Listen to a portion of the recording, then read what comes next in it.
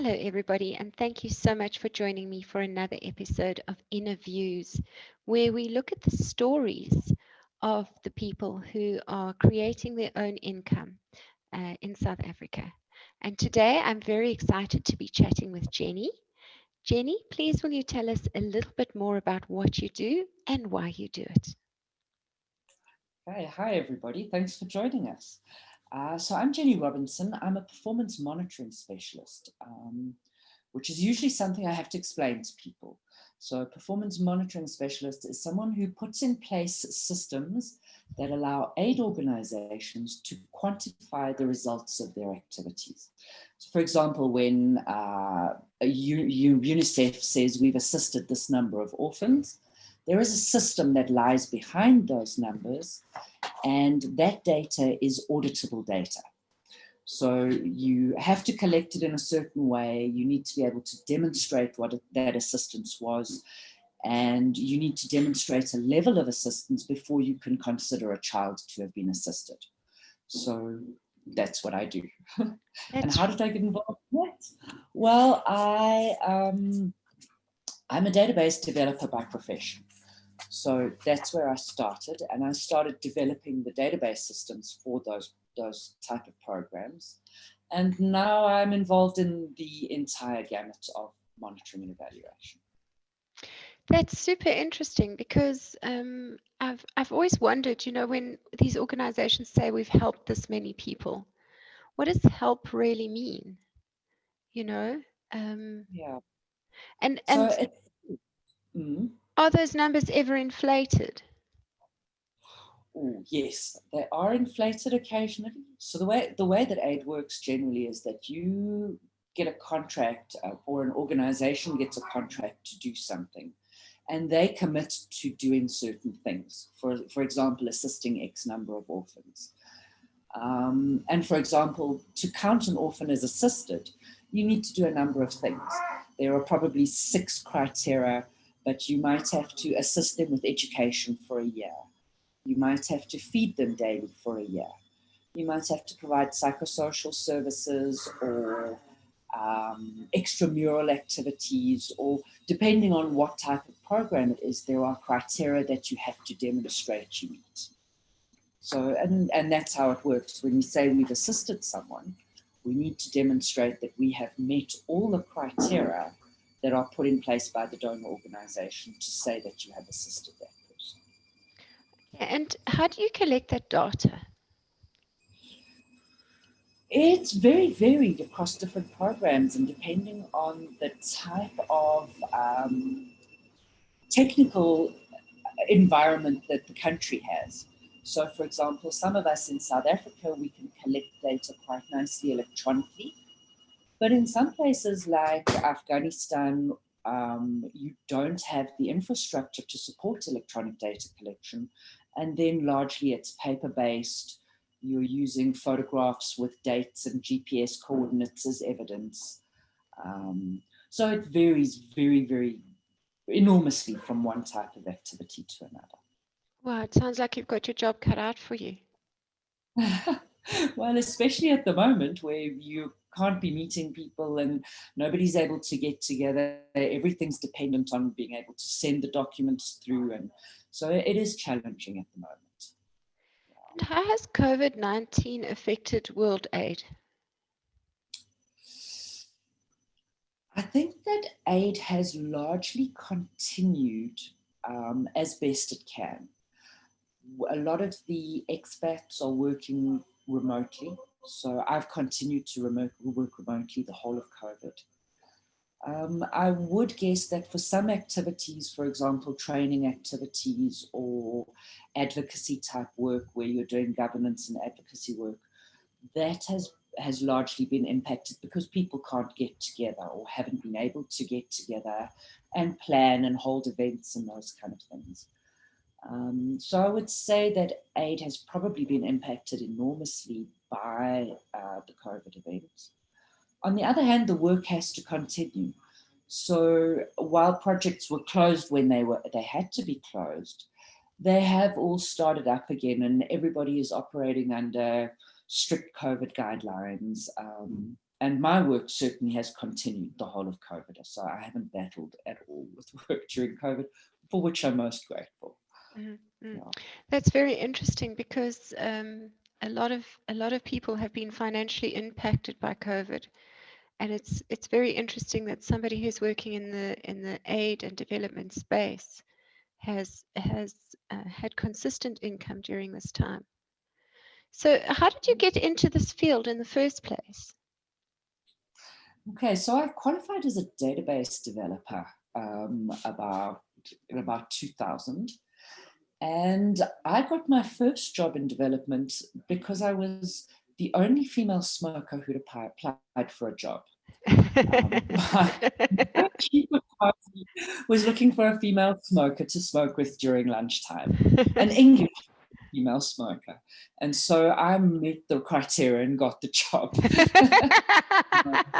And life is a little like that. You have to grab the things that come your way that are lucky and really run with them. So I worked for that organization for 2 years. I started as the database developer. I went on to become the monitoring and evaluation consultant. And I brokered several partnerships for them before that company closed. And I then started working with one of the companies I'd brokered a partnership with for a project. And I worked with them for 3 years and then started consulting. Wow. And so I've been consulting since about 2006 on a full-time basis. And I very seldom work in South Africa anymore. So most of my work is outside of South Africa. I guess that's largely because they pay better outside of South Africa than inside of South Africa. And it's been an amazing, interesting, challenging road. There's been so much change in the last few years, and it's certainly been a rewarding place to be. What changes have you seen in the last few years? Well, there are a lot of changes in my life, mostly, not so much in the development world. The development world is pretty stable. There are changes. I mostly work with USAID funded organizations. So when there's a change in administration, there's always a change in the way things are implemented. Under the Obama administration, we did a lot of HIV prevention, treatment, and care work. Under the Trump administration, things have changed enormously. They're much more keen on hiring Americans, so they're not so fond of anyone who's not an American as they call us third-party nationals. And of course, a lot of the funding around prevention of HIV, condoms, condom use, all of that kind of funding is gone. And a lot of the funding around abortions, mother and child health, that kind of funding has been significantly restricted because of the religious background that comes in with the Republican administration. So, but that also changes when things change in the US, and those kind of changes are expected and anticipated. That's very interesting. That's very interesting. So food aid is kind of consistent. Food aid is much more consistent because poverty is generally a much more consistent problem. And the methods of dealing with poverty and food aid they're less contentious, for want of a better word. When we start talking about reproductive rights, whether people should be using condoms or abstaining, you run into all the conflict with the religious groups. Whereas with food aid, nobody disagrees that people need to be fed and that people should have jobs, and that, when we talk about poverty, it's entrepreneurship, it's a lot of governance work. So looking at the political structures and how they impact on incomes, poverty, ease of starting businesses, small businesses, and a lot of agricultural work. Also on the poverty side, teaching farmers to use better methods of farming, fertilizers, mulching ground, all of that sort of thing that is not happening as a matter of course in some places. Do you feel that the social development and aid space works in the big scheme of things, or is it just a plaster? That's a very, very difficult question. So as somebody involved in performance monitoring, I am one of the people who make sure that projects actually do the work they say they're going to do. And a lot of projects have a very large impact. For me, the biggest impact of social development work is at an individual level. So you might train, I don't know, you might train 30,000 farmers in Afghanistan, for example. And 30,000 farmers have sat in training and been trained over a 3-day period on whatever it is, from fertilizer techniques to little greenhouses. But only a small percentage of those farmers will actually really take on what has been taught and apply. Development work in that kind of context really relies on is those, we call them champions, who pick it up, really run with it, and are able to demonstrate a sustainable difference to their peers. And that way you see the uptake of new technologies or different ways of doing things. I don't think people in general like to be told what to do. I know I don't. So, you know, you really need to have systems and processes in place that show people that what you're teaching them is beneficial, and then you see a much bigger uptake. So, and you know, there are also many different types of aid. So there is a very big difference between the soft skills that people teach and, for example, projects that provide water infrastructure. So, you know, if you are on a water infrastructure project and there's a village that never had water but that now does have water, even if that water is coming to a tap that is less than a 30-minute round walk for everybody who is able to access it, there is a huge benefit. So it depends on the types of activities and what people are doing. That makes a lot of sense. I know I've done a lot of training in the arts and crafts space. And for me, it was always quite frustrating that I would train so many people, and of those, only a very, very small handful would pick it up and run with it. And yet it made that handful even more precious when you actually saw them go for it. And that's the truth, because those people take an enormous benefit from it. And that benefit, especially in development, is seen not just by the individual, but by their families as well. So there's always, for example, if a farmer takes up something new, they learn to intercrop, their income increases, it impacts on the family, which means the children then get educated, there's better health care available. You know, there's some saving, and so there's a little bit of resilience when things get hard, or, you know, when crops fail. And so on that, there definitely is an impact. And I bet you do a lot of kind of training around sustainability also. Well, not myself personally, because my role is very administrative focused. So I'm very much on the systems monitoring and evaluation side. But the projects certainly do a lot of training on sustainability, you know, and that's sustainability in whatever, whether we're talking about education, health, agricultural programs, sustainability of good governance. You know, how do you sustain a democracy in a country like Somalia, for example? Wow. So yes, sustainability is an enormous focus. Those are some big questions right there. How do you create sustainability in all of those things? So, well, the theory of change works like this. provide people with sufficient incentive to remain where they are and not get involved in insurgency type activities, then an area becomes more stable. So that's how the theory goes. It doesn't always work. So the whole world knows, given the current state of Somalia.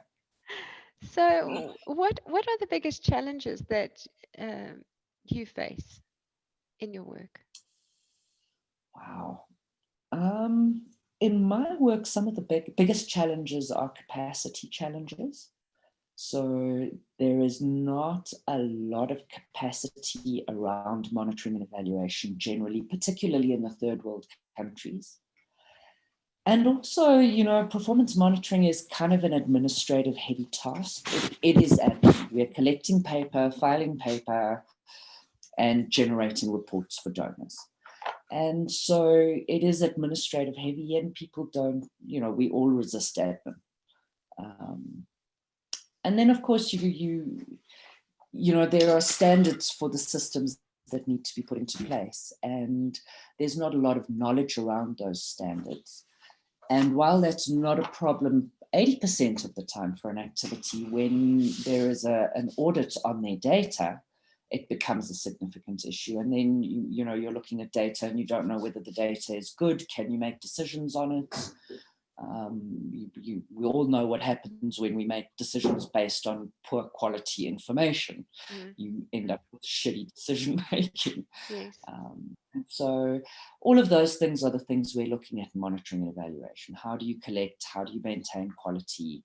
How do you ensure that the data is reported is correct and is in the right time frame to make the kind of decisions that we make based on that data? Okay. And what do you enjoy most about your work? That would have to be the travel and the people.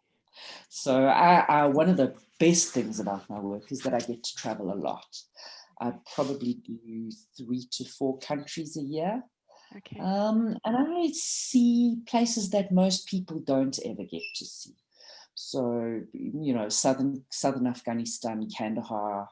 I've been in Pakistan in the FATA areas. I've been throughout the whole of Somalia, from the northern end of it to the eastern wing of Africa. I've traveled from Tunisia in the north of Africa to Cape Town in the south, and from Somalia in the east to Liberia in the west. Wow. And that really is my favorite thing. And then the people that you meet, because it takes a certain type of person to live the expat life. And those people they're interesting, they're adventurous, they're quite different to the regular kind of stay-at-home folks. And then, of course, you also get a real flavor for the culture of a country when you are living there and working there for a period of time. You get much more of a feeling for the way a country works than you do when you're traveling and on holiday. So, yeah. And which is your favorite country that you visited? Can you pick one? That's really hard. Before the Arab Spring, my favorite place was Yemen. And Yemen, because it is spectacularly beautiful, first of all. And secondly, because as an Islamic country, it was quite a liberal place for a Westerner. In Afghanistan, if you go out, you cover up and all of those things. In Yemen, they really didn't hassle foreigners about that kind of thing. And the people are so gentle. I mean, what is happening in Yemen at the moment for me is terribly heartbreaking, because the Yemenis they are gentle, soft people. You would often see a young man stop and help an old woman walk across the road, or a dad with his kids on his shoulders was common, and the softness between them is almost palpable, and for me, yeah, what's going on in Yemen is terribly, terribly sad. Mm. Um, but I mean, I've also spent time in Zanzibar. I worked on a project in Zanzibar for a year on and off, and who doesn't like island lifestyles? And I've spent nearly 2 years doing data quality assessments for USAID in Tunisia. Tunisia is on the Med, so it's beautiful. The weather is gorgeous, the sea is warm, the people are great. So which country is a favorite? It's hard to say. And if there's anybody watching who would like to get into your field, how do you recommend they go about doing that?